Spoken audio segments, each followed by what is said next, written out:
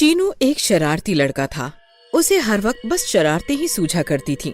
पर चीनू को भूतिया घटनाओं से कुछ खास लगाव था। वो हर वक्त बैठकर हॉरर कॉमिक्स पढ़ता रहता था। चीनू, क्या कर रहे हो तुम इतनी देर से अपने रूम में? चलो आओ, बाहर आकर डिनर कर लो। हाँ मम्मी, अभी आया।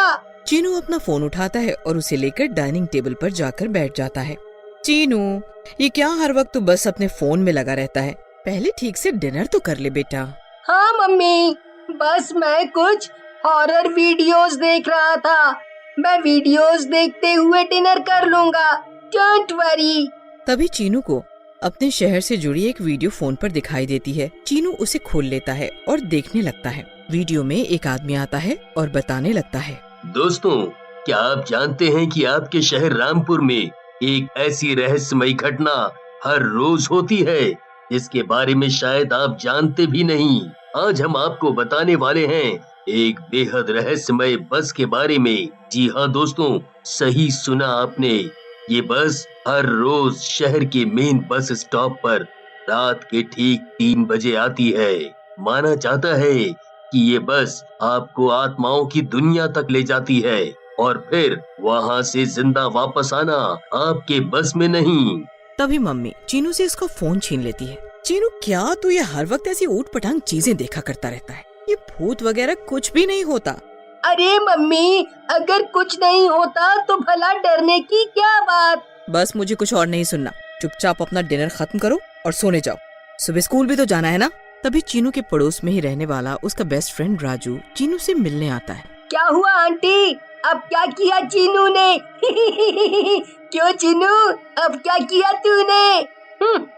कुछ भी नहीं राजू, वैसे तुम इतनी रात गए यहाँ कैसे?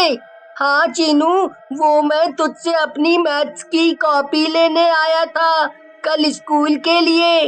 ओह वो, हाँ वो मेरे रूम में है, आओ मैं तुम्हें दे दूँ।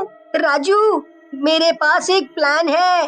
क्या? देखो राजू, तुम्हें तो पता ही है ना कि मुझे हॉरर एडवेंचर्स कितने ज्यादा पसंद हैं और मैं कब से ऐसा कुछ एटलीस्ट एक बार तो एक्सपीरियंस करना ही चाहता हूँ। अरे चीनू, तू फिर वही सब लेकर बैठ गया। हाँ राजू, मैं सचमुच में देखना चाहता हूँ कि ये सब होता है या सिर्फ धोखा है। और मेरा आइडिया इस बार सच में बहुत अच्छा है। और वो क्या है, फिर से पिछली बार की तरह रात में चुपके से स्कूल में घुसना और फिर 1 हफ्ते तक पनिशमेंट पाना। देख चीनू, इस बार मैं तेरा साथ बिल्कुल नहीं दूंगा। अरे नहीं राजू, तूने उस रहस्यमयी बस के बारे में सुना है ना? क्या? वही बस जिसके बारे में लोग कहते हैं कि वो रात के 3 बजे चलती है। हाँ हाँ वही। मैंने प्लान बनाया है कि आज रात 3 बजे मैं उसके बारे में पता करने जाऊंगा। तेरा दिमाग खराब हो गया है चीनू, मैं तुझे कहीं नहीं जाने दूंगा और अगर तू गया तो मैं तेरी मम्मी को सब बता दूंगा। चीनू, तू समझता नहीं, इसमें बहुत खतरा है। देख राजू, तुझे आना है तो आ, वरना मत आ, पर तू मेरा प्लान फ्लॉप मत कर, तुझे अपनी दोस्ती की कसम। कसम सुनकर चीनू चुप हो जाता है और गुस्से में अपने घर चला जाता है। थोड़ी ही देर में चीनू के घर पर सब सो जाते हैं और चीनू 3 बजने का इंतजार करने लगता है। जैसे ही घड़ी में 2:30 बजता है, चीनू बेड से धीरे से उतरता है और एक बैग में अपना कुछ सामान रखकर अपने कमरे की खिड़की से बाहर कूद जाता है। आज तो मैं इस रहस्यमयी बस के बारे में पता लगा कर ही रहूंगा। देखता हूँ ये बस मुझे कहाँ ले जाती है आखिर।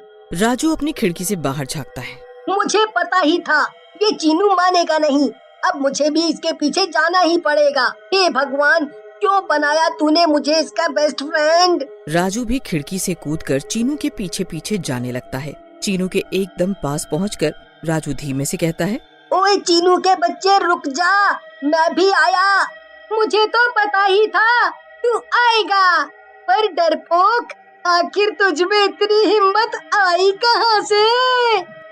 बकवास बंद कर और वादा कर कि हम तुरंत बस स्टॉप से वापस आ जाएंगे और ज्यादा देर वहाँ नहीं रुकेंगे।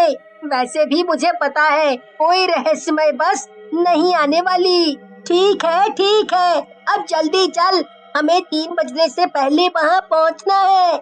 दोनों बस स्टॉप पहुंचते हैं। वहाँ वो दोनों देखते हैं कि बस स्टॉप पर बिल्कुल सन्नाटा और अंधेरा था। सिर्फ एक स्ट्रीट लैंप की रोशनी हर तरफ फैली हुई थी। तभी जब वो जाने लगते हैं कि तभी एक हॉर्न की आवाज सुनाई देती है। हॉर्न के साथ एक धीमी आवाज भी सुनाई देती है।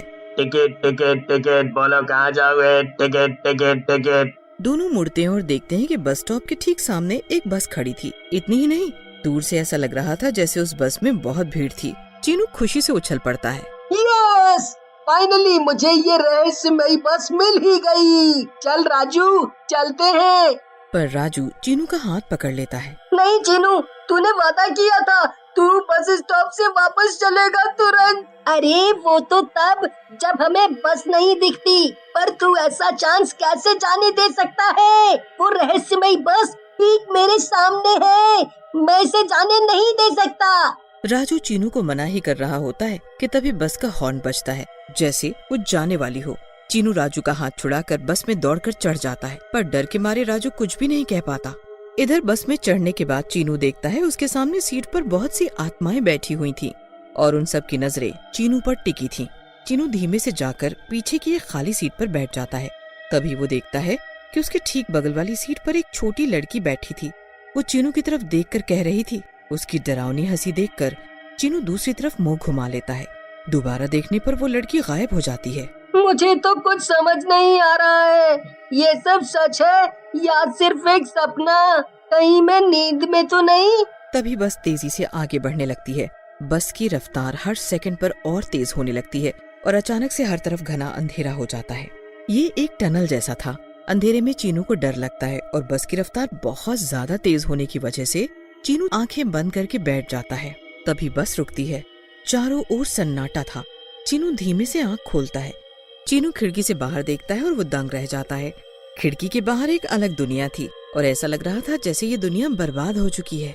कई जगह आग लगी हुई थी और धुआं निकल रहा था। चीनू बस से नीचे उतरता है और कुछ दूर तक चल के जाता है। तभी उसे खून दिखाई देता है। वो खून थोड़ी दूर पर पड़े एक जानवर के शरीर से निकल रहा था, जिसे एक इंसान की तरह दिखने वाला शैतान चबा चबा कर खा रहा था। ये सचमुच आत्माओं और पिशाचों की दुनिया थी। ये खौफनाक सीन देखकर चीनू के पैर कांपने लगते हैं और उसके मुंह से चीख निकल जाती है और वो शैतान चीनू की तरफ देख लेता है। चीनू दौड़ते हुए बस की ओर बढ़ने लगता है। वो पीछे देखता है तो वो शैतान भी चीनू का पीछा तेजी से कर रहा था। चीनू आंखें बंद करके खूब तेज दौड़ता है और बस में पहुंचकर सबसे पीछे वाली सीट पर जाकर छिप जाता है। तभी बस चल देती है, फिर से उतनी ही तेजी से।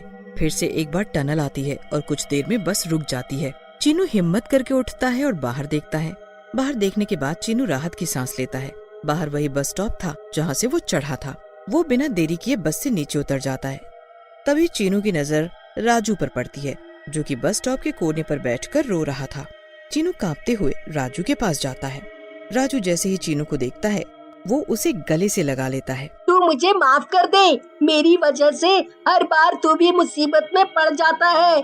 अब मैं वादा करता हूँ, मैं कभी ऐसी हरकत या जिद नहीं करूँगा। चल घर चले वापस। दोनों घर चले जाते हैं और चीनू कभी भी दोबारा भूत या रहस्यमयी जगहों का नाम नहीं लेता।